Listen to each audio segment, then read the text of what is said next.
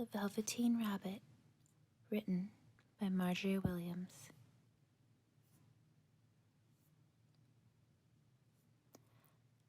Christmas morning.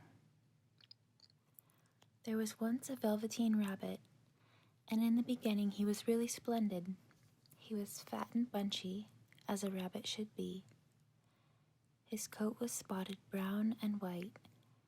He had real thread whiskers, and his ears were lined with pink sateen. On Christmas morning, when he sat wedged in the top of the boy's stocking with a sprig of holly between his paws, the effect was charming. There were other things in the stocking, nuts and oranges and a toy engine and chocolate almonds and a clockwork mouse, but the rabbit was quite the best of all. For at least 2 hours the boy loved him, and then the aunts and uncles came to dinner, and there was a great rustling of tissue paper and unwrapping of parcels, and in the excitement of looking at all the new presents, the Velveteen Rabbit was forgotten. For a long time he lived in the toy cupboard or on the nursery floor, and no one thought very much about him. He was naturally shy, and being only made of velveteen, some of the more expensive toys quite snubbed him. The mechanical toys were very superior and looked down upon everyone else. They were full of modern ideas and pretended they were real. The model boat, who had lived through 2 seasons and lost most of his paint, caught the tone from them and never missed an opportunity of referring to his rigging in technical terms. The rabbit could not claim to be a model of anything, for he didn't know that real rabbits existed. He thought they were all stuffed with sawdust like himself, and he understood that sawdust was quite out of date and should never be mentioned in modern circles. Even Timothy, the jointed wooden lion, who was made by the disabled soldiers and should have had broader views, put on airs and pretended he was connected with the government. Between them, all the poor little rabbit was made to feel himself very insignificant and commonplace. And the only person who was kind to him at all was the skin horse. The skin horse tells his story. The skin horse had lived longer in the nursery than any of the others. He was so old that his brown coat was bald in patches and showed the seams underneath, and most of the hairs in his tail had been pulled out to string bead necklaces. He was wise, for he had seen a long succession of mechanical toys arrive to boast and swagger, and by break their mainsprings and pass away. And he knew that they were only toys and would never turn into anything else. For nursery magic is very strange and wonderful, and only those playthings that are old and wise and experienced, like the skin horse, understand all about it. "What is real?" asked the rabbit one day when they were lying side by side near the nursery fender before Nana came to tidy the room. "Does it mean having things that buzz inside you and a stick-out handle?" "Real isn't how you are made," said the skin horse. "It's a thing that happens to you. When a child loves you for a long, long time, not just to play with, but really loves you, then you become real." "Does it hurt?" asked the rabbit. "Sometimes," said the skin horse, for he was always truthful. "When you are real, you don't mind being hurt." "Does it happen all at once, like being wound up?" he asked. "Or bit by bit?" "It doesn't happen all at once," said the skin horse. "You become. It takes a long time. That's why it doesn't happen often to people who break easily, or have sharp edges, or who have to be carefully kept. Generally, by the time you are real, most of your hair has been loved off, and your eyes drop out and you get loose in the joints and very shabby. But But these things don't matter at all, because once you are real, you can't be ugly, except to people who don't understand.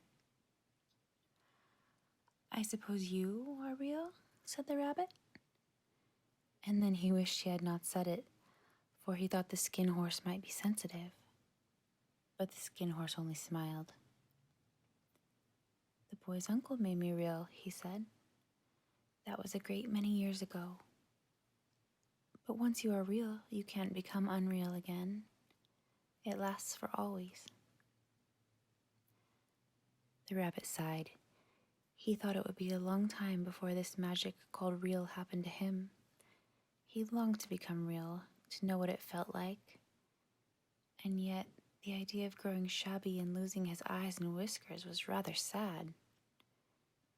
He wished that he could become it without these uncomfortable things happening to him. There was a person called Nana who ruled the nursery. Sometimes she took no notice of the playthings lying about, and sometimes, for no reason whatsoever, she went swooping about like a great wind and hustled them away in cupboards. She called this tidying up, and the playthings all hated it, especially the tin ones. The rabbit didn't mind it so much, for whenever he was thrown, he came down soft. One evening, when the boy was going to bed, he couldn't find the china dog that always slept with him.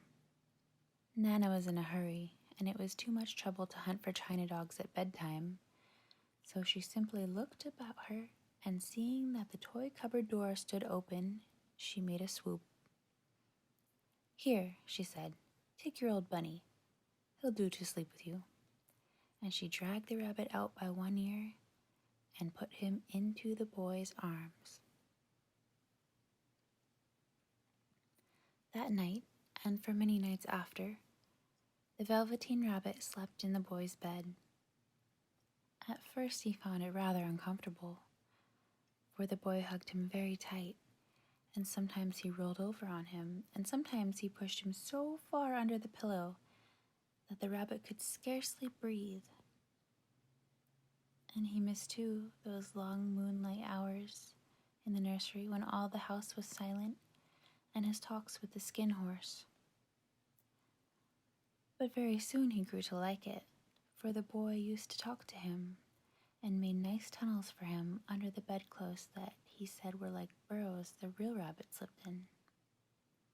And they had splendid games together in whispers when Nana had gone away to her supper and left the nightlight burning on the mantelpiece. And when the boy dropped off to sleep, the rabbit would snuggle down close under his little warm chin and dream, with the boy's hands clasped close around him all night long. And so time went on, and the little rabbit was very happy. So happy that he never noticed how his beautiful velveteen fur was getting shabbier and shabbier, and his tail becoming unsewn and all the pink rubbed off his nose where the boy had kissed him. Springtime. Spring came, and they had long days in the garden, for wherever the boy went, the rabbit went too. He had rides in the wheelbarrow, and picnics on the grass, and lovely fairy huts built for him under the raspberry canes behind the flower border. And once, when the boy was called away suddenly to go out to tea, the rabbit was left out on the lawn until long after dusk, and Nana had to come and look for him with the candle because the boy couldn't go to sleep unless he was there. He was wet through with the dew and quite earthy from diving into the burrows the boy had made for him in the flower bed, and Nana grumbled as she rubbed him off with a corner of her apron. "You must have your old bunny," she said. "Fancy all that fuss for a toy." The boy sat up in bed and stretched out his hands. "Give me my bunny," he said. "You mustn't say that. He isn't a toy. He's real." When the little rabbit heard that, he was happy, for he knew that what the skin horse had said was true at last. The nursery magic had happened to him, and he was a toy no longer. He was real. The boy himself had said it. That night, he was almost too happy to sleep, and so much love stirred in his little sawdust heart that it almost burst. And into his boot-button eyes, that had long ago lost their polish, there came a look of wisdom and beauty, so that even Nana noticed it next morning when she picked him up and said, "I declare if that old bunny hasn't got quite a knowing expression." Summer days. That was a wonderful summer. Near the house where they lived there was a wood, and in the long June evenings the boy liked to go there after tea to play. He took the Velveteen Rabbit with him, and before he wandered off to pick flowers or to play at brigands among the trees, he always made the rabbit a little neat nest somewhere among the bracken, where he would be quite cozy. For he was a kind-hearted little boy, and he liked Bunny to be comfortable. One evening, while the rabbit was lying there alone, watching the ants that ran to and fro between his velvet paws in the grass, he saw two strange beings creep out of the tall bracken near him. They were rabbits, like himself, but quite furry and brand new. They must have been very well made, for their seams didn't show at all, and they changed shape in a queer way when they moved. One minute they were long and thin, and the next minute fat and bunchy, instead of always staying the same like he did.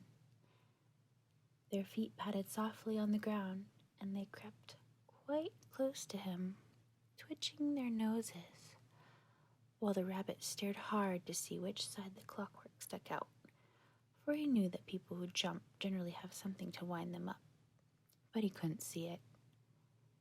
They were evidently a new kind of rabbit altogether.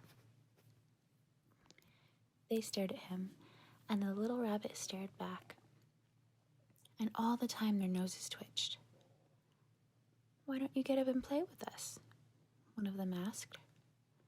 "I don't feel like it," said the rabbit, for he didn't want to explain that he had no clockwork. "Oh," said the furry rabbit, "it's as easy as anything," and he gave a big hop sideways and stood on his hind legs. "I don't believe you can," he said. "I can," said the little rabbit. "I can jump higher than anything." He meant when the boy threw him, but of course he didn't want to say so. "Can you hop on your hind legs?" asked the furry rabbit. That was a dreadful question, for the Velveteen Rabbit had no hind legs at all. The back of him was made all in one piece, like a pincushion. He sat still in the bracken and hoped that the other rabbits wouldn't notice. "I don't want to," he said again. But the wild rabbits had very sharp eyes, and this one stretched out his neck and looked. "He hasn't got any hind legs," he called out. "Fancy a rabbit without any hind legs," and he began to laugh. "I have," cried the little rabbit. "I have got hind legs. I'm sitting on them." "Then stretch them out and show me, like this," said the wild rabbit, and he began to whirl around and dance, till the little rabbit got quite dizzy. "I don't like dancing," he said. "I'd rather sit still." All the while he was longing to dance, for a funny new tickly feeling ran through him, and he felt he would give anything in the world to be able to jump about like these rabbits did. The strange rabbit stopped dancing and came quite close. He came so close this time that his long whiskers brushed the Velveteen Rabbit's ear. And then he wrinkled his nose suddenly and flattened his ears and jumped backwards. "He doesn't smell right," he exclaimed. "He isn't a rabbit at all. He isn't real." "I am real," said the little rabbit. "I am real. The boy said so." And he nearly began to cry.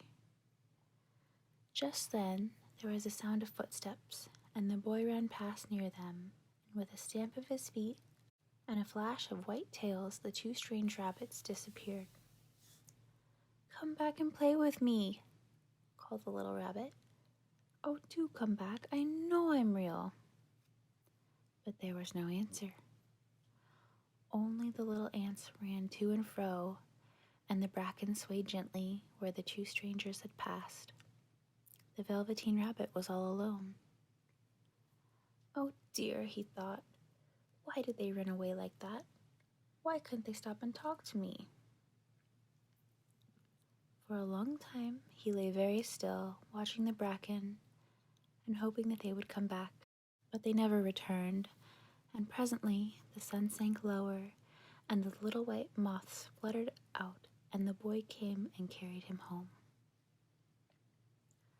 Weeks passed, and the little rabbit grew very old and shabby, but the boy loved him just as much.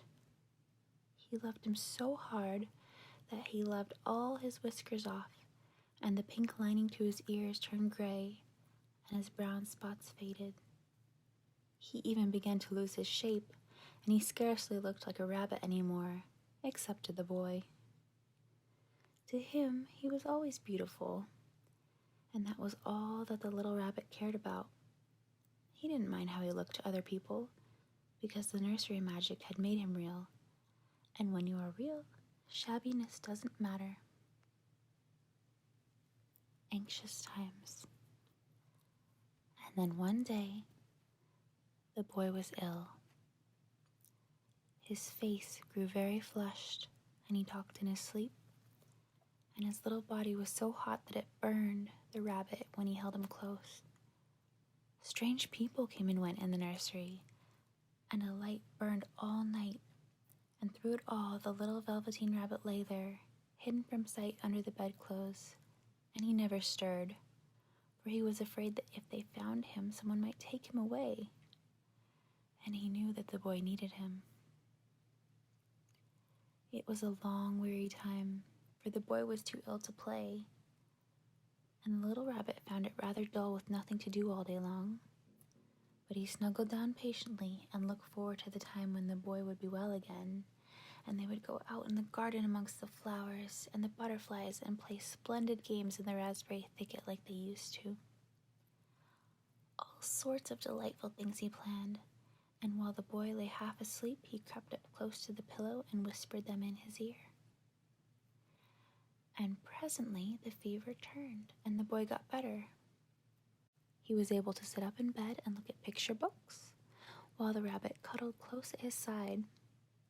And one day they let him get up and dress. It was a bright sunny morning, and the window stood wide open. They had carried the boy out on the balcony, wrapped in a shawl, and the little rabbit lay tangled up among the bedclothes thinking. The boy was going to the seaside tomorrow. Everything was arranged, and now it only remained to carry out the doctor's orders. They talked about it all while the little rabbit lay under the bedclothes, with just his head peeping out, and listened. The room was to be disinfected, and all the books and toys that the boy had played with in bed must be burnt. "Hurrah!" thought the little rabbit. "Tomorrow we shall go to the seaside." For the boy had often talked of the seaside, and he wanted very much to see the big waves coming in, and the tiny crabs, and the sand castles. Just then, Nana caught sight of him. "How about this old bunny?" she asked. "That?" said the doctor. "Why, it's a mass of scarlet fever germs. Burn it at once." "What? Nonsense. Get him a new one. He mustn't have that anymore." And so the little rabbit was put into a sack with the old picture books and a lot of rubbish, and carried out to the end of the garden behind the fowl house. That was a fine place to make a bonfire. Only the gardener was too busy just then to attend to it. He had the potatoes to dig and the green peas to gather, but next morning he promised to come quite early and burn the whole lot. That night the boy slept in a different bedroom, and he had a new bunny to sleep with him. It was a splendid bunny, all white plush with real glass eyes. But the boy was too excited to care very much about it, for tomorrow he was going to the seaside, and that in itself was such a wonderful thing that he could think of nothing else. And while the boy was asleep, dreaming of the seaside, the little rabbit lay among the old picture books in the corner behind the fowl house, and he felt very lonely. The sack had been left untied, and so by wriggling a bit, he was able to get his head through the opening and look out. He was shivering a little, for he had always been used to sleeping in a proper bed, and by this time his coat had worn so thin and threadbare from hugging that it was no longer any protection to him. Nearby, he could see the thicket of raspberry canes, growing tall and close like a tropical jungle, in whose shadow he had played with the boy on bygone mornings. He thought of those long sunlit hours in the garden, how happy they were, and a great sadness came over him. He seemed to see them all pass before him, each more beautiful than the other. The fairy huts in the flower bed, the quiet evenings in the wood when he lay in the bracken and the little ants ran all over his paws, the wonderful day when he first knew that he was real.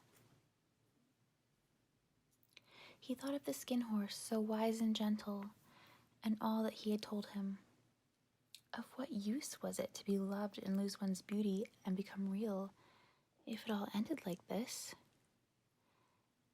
And a tear, a real tear, trickled down his little shabby velvet nose and fell to the ground. The fairy flower. And then a strange thing happened, for where the tear had fallen, a flower grew out of the ground. A mysterious flower, not at all like any that grew in the garden. It had slender green leaves the color of emeralds, and in the center of the leaves a blossom like a golden cup. It was so beautiful that the little rabbit forgot to cry and just lay there watching it. And presently the blossom opened, and out of it there stepped a fairy. She was quite the loveliest fairy in the whole world. Her dress was of pearl and dewdrops, and there were flowers around her neck and in her hair, and her face was like the most perfect flower of all. And she came close to the little rabbit and gathered him up in her arms and kissed him on his velveteen nose that was all damp from crying. "Little rabbit," she said, "don't you know who I am?" The rabbit looked up at her, and it seemed to him that he had seen her face before, but he couldn't think where. "I am the nursery magic fairy," she said. "I take care of all the playthings that the children have loved. When they are old and worn out and the children don't need them anymore, then I come and take them away with me and turn them into real." "Wasn't I real before?" asked the little rabbit. "You were real to the boy," the fairy said, "because he loved you. Now you shall be real to everyone." And she held the little rabbit close in her arms and flew with him into the wood. It was light now, for the moon had risen. All the forest was beautiful, and the fronds of the bracken shone like frosted silver. In the open glade between the tree trunks, the wild rabbits danced with their shadows on the velvet grass. But when they saw the fairy, they all stopped dancing and stood round in a ring to stare at her. "I've brought you a new playfellow," the fairy said.